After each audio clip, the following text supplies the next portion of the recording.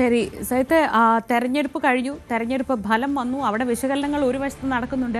അടുത്തത് അറിയേണ്ടത് ആരൊക്കെയാണ് ഭരിക്കാൻ പോകുന്നതെന്നാണ്. പ്രത്യേകിച്ച് തിരുവനന്തപുരത്ത് അടക്കം അഭിമാനകരമായ നേട്ടം കിട്ടിയാൽ ഇനി ആ നേട്ടത്തെ പരമാവധി അടുത്ത തെരഞ്ഞെടുപ്പിലും അങ്ങോട്ട് വോട്ടാക്കി മാറ്റേണ്ടതുണ്ട്. അതുകൊണ്ട് തിരുവനന്തപുരത്ത് ആര് എന്നത് NDA സംബന്ധിച്ച് വളരെ വളരെ പ്രധാനപ്പെട്ട ഒരു തീരുമാനമാണ്.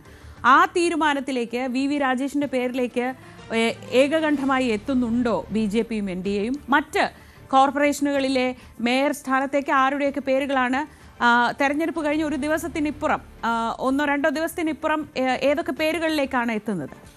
ശ്രീജ, വളരെ പ്രധാനമാണ്. കാരണം സംസ്ഥാനത്തെ തദ്ദേശ സ്ഥാപനങ്ങളിലെ പുതിയ അധ്യക്ഷന്മാർ എന്ന ചോദ്യം വലിയ തരത്തിൽ ആലോചനകൾ നടക്കേണ്ടതാണ്. ഇതിൽ ഏറ്റവും ഗ്ലാമർ ഇടങ്ങളായ തിരുവനന്തപുരം കോർപ്പറേഷൻ, കൊച്ചി, ഒപ്പം കോഴിക്കോട് അടക്കമുള്ള തൃശ്ശൂർ അടക്കമുള്ള കോർപ്പറേഷനുകളിലെ ഭരണ നേതൃത്വത്തിലേക്കായിരുന്ന ചോദ്യമാണ്. BJP എന്തായാലും VV രാജേഷ് എന്ന പേരിലേക്ക് ഏറെക്കുറെ ഉറപ്പിച്ചു കഴിഞ്ഞു തിരുവനന്തപുരത്തെ മേയർ സാന്നിധ്യം.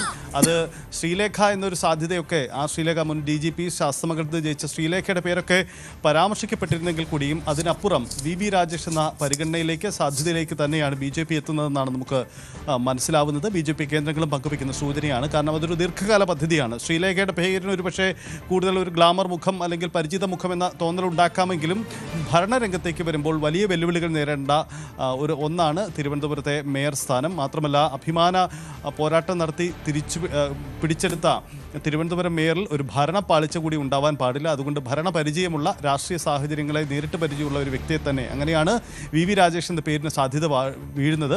പക്ഷേ ഇനി അസാധാരണമായ ഒരു കേന്ദ്ര നേതൃത്വത്തിൻ്റെ ഇടപെടൽ ഉണ്ടായാൽ ഒരു പക്ഷേ അത് ശ്രീലേഖ പോലെയുള്ള പേരിലേക്ക് മാറാനുള്ള സാധ്യതയും തള്ളിക്കളഞ്ഞുകൂടാ. എന്തായാലും ആ തരത്തിൽ BJPയുടെ ചർച്ചകൾ നടക്കുന്നു. കൊച്ചിയിലേക്ക് പോകുമ്പോൾ അവിടെ ദീപ്തി മേരി വർഗീസിന് തന്നെയാണ് UDF പരിഗണന നൽകിയിരിക്കുന്നത്. പക്ഷേ മറ്റ് ചില പേരുകളും ഉയർന്നു വരുന്നുണ്ട്. ഏതൊരു തർക്കത്തിലേക്ക് പോവാതിരിക്കാനുള്ള ജാഗ്രത കാട്ടുന്നുണ്ട്. കാരണം സാധാരണ രീതിയിൽ കോൺഗ്രസ് ഒരു വലിയ തർക്കവിഷയമാവേണ്ടതാണ് ഇത്ര ഭൂരിപക്ഷത്തിൽ ജയിച്ച ഒരിടത്ത്. പക്ഷേ ഇത്തവണ അത് തർക്കത്തിലേക്ക് പോകരുത് എന്നൊരു ജാഗ്രതയുണ്ട്. ദീപ്തി മേരി വർഗീസ് കോൺഗ്രസിൻ്റെ സംസ്ഥാന നേതൃത്വവുമായി അടുത്ത ബന്ധമുണ്ടെന്ന് മാത്രമല്ല, അവർ സംസ്ഥാനത്തെ മാധ്യമ ചുമതലയൊക്കെ വഹിക്കുന്ന KPCC ജനറൽ സെക്രട്ടറി കൂടിയാണ്. അപ്പോൾ ആ തരത്തിൽ കൂടി ദീപ്തിക്ക് ഒരു കൂടുതൽ മേൽക്കൈയുണ്ട്. അത് പരിഗണിക്കപ്പെടുമെന്ന് പ്രതീക്ഷിക്കുന്നുണ്ട്.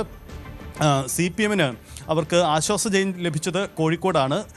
കോഴിക്കോട്ടെ മേയർ സംബന്ധിച്ച തീരുമാനത്തിലേക്ക് CPM കിടക്കുകയാണ്. ഡോക്ടർ ജയശ്രീ എന്ന പേരിലേക്ക് തന്നെ കോഴിക്കോട് CPM എത്തുന്നു എന്നാണ് നമുക്ക് മനസ്സിലാക്കാനാവുന്നത്. ആ തരത്തിലാണ് ചർച്ചകൾ നടക്കുന്നത്. അതേസമയം തൃശ്ശൂരിൽ മേയർ സ്ഥാനം വീതം വെപ്പിലേക്ക് പോകാനുള്ള നീക്കങ്ങളാണ്. ചില പേരുകൾ അവിടെ തൃശ്ശൂരിൽ കോൺഗ്രസ് പരിഗണിക്കുന്നുണ്ട്. എന്തായാലും പ്രധാന ആളുകൾക്കൊക്കെ പരിഗണന കിട്ടുന്ന രീതിയിൽ പിടിച്ചെടുത്ത തൃശ്ശൂർ കോർപ്പറേഷനിൽ മേയർ സ്ഥാനം വീതം വെച്ച് നൽകാനുള്ള ആലോചന തന്നെയാണ് കോൺഗ്രസ് നടത്തുന്നത്. ശരി, PG സജിത്താണ് വിവരങ്ങൾ നൽകിയത്.